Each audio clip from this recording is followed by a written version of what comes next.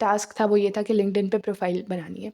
अब मेरे पास टाइम नहीं है तो मैं आपको प्रोफाइल्स वगैरह नहीं दिखाऊँगी, लेकिन मैं आपको बताऊँगी कि किस तरह से इस सबको एक्सप्लेन कर सकते हैं हम ड्यूरिंग OSPI। अच्छा, अब लिंक्डइन प्रोफाइल आपने किस तरह से बनानी है कि आपने अपनी एजुकेशन के बारे में, अपने वर्क एक्सपीरियंस के बारे में, अपने स्किल्स के बारे में सब कुछ वहाँ पे लिखना है, ठीक है? और जो भी रेलेवेंट कन्वर्सेशंस वगैरह हो रही हों, उनमें इन रहना है, ठीक है? बेसिकली ये है कि आपने अपनी एक ऑनलाइन प्रेजेंस शो करनी है, ठीक है?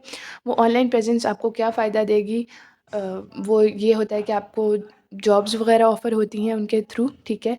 और जो बड़ी-बड़ी ऑर्गेनाइज़ेशंस होती हैं वो देखती हैं कि जो कॉम्पिटेंट लोग हैं हर तरह से इन हैं। Of course medical health care professionals इतने ज़्यादा कंप्यूटर में इन नहीं होते, लेकिन अगर है इसका मतलब है कि वो कॉम्पिटेंट पर्सन है, ठीक है? तो वो जो कॉम्पिटेंट पर्सन होंगे उनको ढूँढेंगे, सॉर्ट आउट करेंगे कि कौन-सा बेटर रहेगा हमारी ओपिनियन के तहत, और फिर उसको जॉब्स वगैरह भी ऑफ़र होती हैं। और इसके अलावा अगर आपको उन्होंने खुद से जॉब ऑफ़र नहीं किया, आप कहीं गए हैं अपना CV लेके, तो भी आपको इस चीज़ का एडवांटेज होता है, ठीक है? तो फिर हमने देखना है कि एथिकल चैलेंजेस क्या हमें फेस करने पड़ेंगे और उनके सॉल्यूशंस क्या हैं। प्राइवेसी कंसर्न्स होंगे, ऑफ कोर्स आपको एक क्लियर कट बाउंड्री सेट करनी पड़ेगी कि मैंने कौन सा डाटा शेयर करना है और कौन सा डाटा शेयर नहीं करना, ठीक है?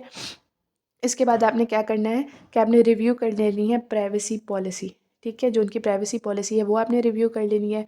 ऑथेंटिसिटी, आपने जो भी आपका इन एक्चुअल एक्सपीरियंस हो, इन एक्चुअल स्किल हो, उसको ही करना है, वरना नेगेटिव रेपुटेशन बिल्ड होगी, उसको भी हम देखेंगे। ऑथेंटिसिटी करनी है, ये हम किस तरह से इसका क्या सॉल्यूशन होगा कि एग्जैजरेशन नहीं करनी अपने स्किल्स के बारे में, अपने एक्सपीरियंस के बारे में, अपने मार्क्स के बारे में, किसी भी बारे में एग्जैजरेट नहीं करना, बिल्कुल ट्रांसपेरेंट रहना है, ठीक है?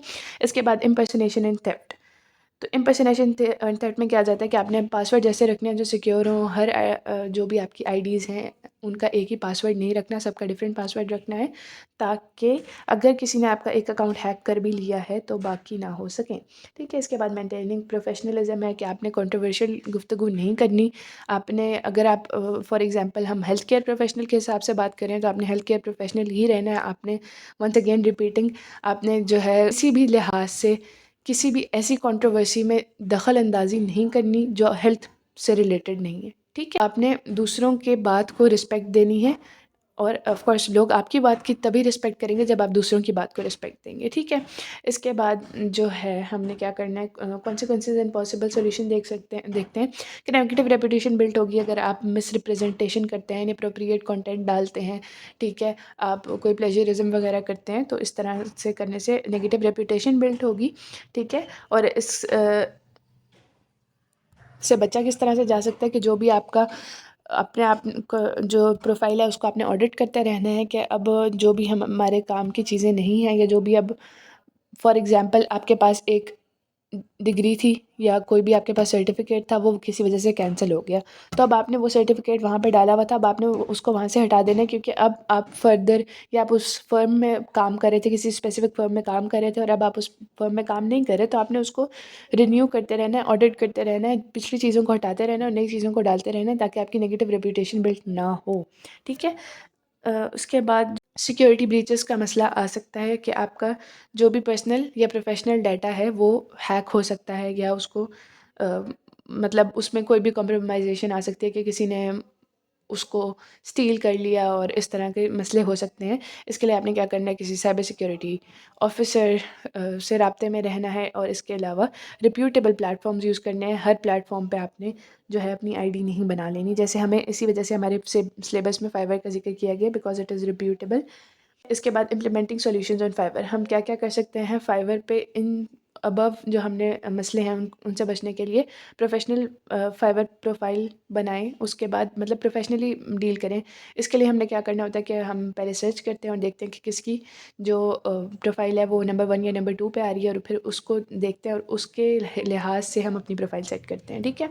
इसके बाद secure communication using fiver secure messaging system, उन्हीं का मैसेजिंग सिस्टम यूज़ करें। ये मत करें कि आप हमारे पास दूसरे प्लेटफॉर्म से आ जाएँ, ताकि जो भी टैक्स वगैरह होता है वो ना कटे। उससे क्या होगा कि वो लोग भी आपको धोखा दे सकते हैं, ठीक है? इसके बाद clear terms and conditions, clearly outline terms, services, pricing, सब कुछ पहले से ही आपने जो है क्लियर कट रखना है, कोई भी एम्बिगुअस बात नहीं करनी। प्रोफेशनलिज्म इन इंटरैक्शंस, आपने अपनी टोन और जो भी हम पहले देख चुके हैं कि हमने एक अच्छी कम्युनिकेशन स्किल कैसे डेवलप करनी है, उन सबको फॉलो करना है। ठीक है, अब हम आ जाते हैं सेट लर्निंग गोल्स पे। ठीक है, ये भी हमारे पास इंपॉर्टेंट है। ऊपर वाला डाइवर्सिटी, इक्विटी, इंक्लूजन, अभी तक जितने भी चल रहे हैं एक्सेप्ट फॉर द फर्स्ट, वो सारे ही ज़्यादा इंपॉर्टेंट है। पहले हमने अपनी लर्निंग नीड्स को देखना है। लर्निंग नीड्स को हम कैसे आइडेंटिफाई करेंगे कि हम सेल्फ असेसमेंट करेंगे कि हमने हमारे अंदर क्या क्या प्लस पॉइंट्स हैं और क्या क्या माइनस पॉइंट्स हैं, और उसके बाद हम सेल्फ असेसमेंट की हमारी हो जाएगी। तो फिर हम जो हमारे प्लस पॉइंट्स होंगे, जो हमारे प्लस सब्जेक्ट मतलब जिन सब्जेक्ट्स में हमारी अच्छी ग्रिप होगी उनको कम टाइम देंगे, या जिस फील्ड में हमारी अच्छी ग्रिप होगी उसको हम कम टाइम देंगे और बाकियों को ज़्यादा टाइम देंगे। करिकुलम को रिव्यू करना है अपनी कोई भी लर्निंग गोल सेट करने से पहले, कि जो मैं स्टडी कर रही हूँ या कर रहा हूँ वो मतलब उसका कोई फ़ायदा भी हो रहा है या नहीं मुझे।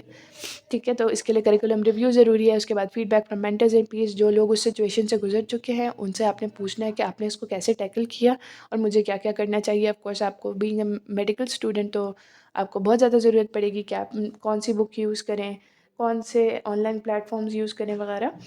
तो ऑफ कोर्स आपको सीनियर से रब्ता करना पड़ेगा। ठीक है, स्टे इन्फॉर्म्ड अबाउट एडवांसमेंट्स। ठीक है, जो भी एडवांसमेंट्स हों, जो भी मतलब अगर आपने किसी पीर से पूछ भी लिया तो उसके बाद आपने उस पर आपने किसी भी चीज़ पे स्टिक नहीं करना। ठीक है, आपने हर किसी से राय लेनी है और फिर आपने खुद देखना है। सेल्फ असेसमेंट का मतलब ये है कि आपने खुद देखना है कि कौन सी चीज़ सही है और कौन सी चीज़ गलत है, और उसको जो आपने एक चीज़ अपना थिंग्स टू डू बनाया था उसको ट्रिम और कट कर लेना है और एडिशंस कर लेनी है according to your own needs. ठीक है, उसके बाद converting needs into achievable task. इसके लिए क्या करेंगे, पहले हमारे पास हमारे जैसे हमें SLOs दिए गए हैं, स्पेसिफिक लर्निंग ऑब्जेक्टिव्स दिए गए हैं कि इसको याद करने का मकसद क्या है, हमें एंड में क्या पता होना चाहिए। ये आपको पहले ही टॉपिक शुरू करने से पहले आपको पता होना चाहिए कि ये चीज़ें हैं that I need to know, और ये चीज़ें हैं जिनको पढ़ूँ या ना पढ़ूँ एक ही बराबर है। ठीक है, इसके बाद प्रायोरिटाइज़ करने हैं टास्क को। जो मुश्किल काम हो वो पहले कर लें ताकि बाद में आसान की टेंशन ना। ठीक है, फिर create a study plan, of course things to do बनाएं और उस पे फिर अमल भी। द अवेलेबल रिसोर्सेज में इंटरनेट आ जाता है, बुक्स आ जाते हैं, मेंटर्स आ जाते हैं, इसके अलावा लाइब्रेरी आ जाती है, और ऑफ़ कोर्स लेबॉर्ट्रीज़ आ जाती हैं, म्यूज़ियम्स आ जाते हैं। जो भी आपके पास रिसोर्सेज़ हैं उनमें से कोई एक भी ऐसी चीज़ नहीं होनी चाहिए जिससे आप फ़ायदा ना उठाएँ। जो भी आपके पास रिसोर्स है आपने उससे अपने फुल फ्लेज्ड कोशिश करनी है कि मैं मैक्सिमम इन्फॉर्मेशन लूँ और उसको स्टोर भी करूँ, और ऐसी इन्फॉर्मेशन लूँ जो मेरे काम आए। ऐसी इन्फॉर्मेशन जो यूज़लेस इन्फॉर्मेशन है, जो मुझे मिसगाइड कर रही है, उस पे तवज्जो नहीं देनी। ठीक है? उसके बाद contacting the right people, of course some of them will be the faculty members and the instructors, and of course जो लोग उस सिचुएशन से पहले गुजर चुके हैं आप उनसे मशवरा ले सकते हैं। ठीक है, उसके बाद प्रोग्रेस एंड टाइमलाइंस।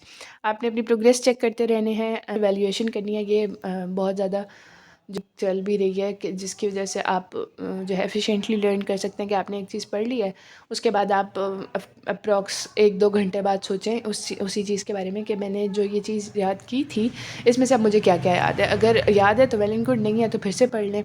ठीक है, उसके बाद 1 हफ़्ते बाद उसको देखें या 3-4 दिन बाद देखें, या अपने ज़हन में पहले सोचें कि जो मैंने चीज़ याद की थी उसमें से मुझे क्या-क्या याद है, और उसके बाद आपने उसी हिसाब से उसको लेके चलना है। और जब तक वो कॉन्सेप्ट्स आपको बिल्कुल क्लियर नहीं हो जाते, आपने उनको याद करते रहना है। ठीक है? तो इसके बाद जो है यानी आपने रेगुलर इंटरवल्स पे अपनी नॉलेज को रिन्यू करते रहना है। ठीक है? उसके बाद फीडबैक सेशंस रखें।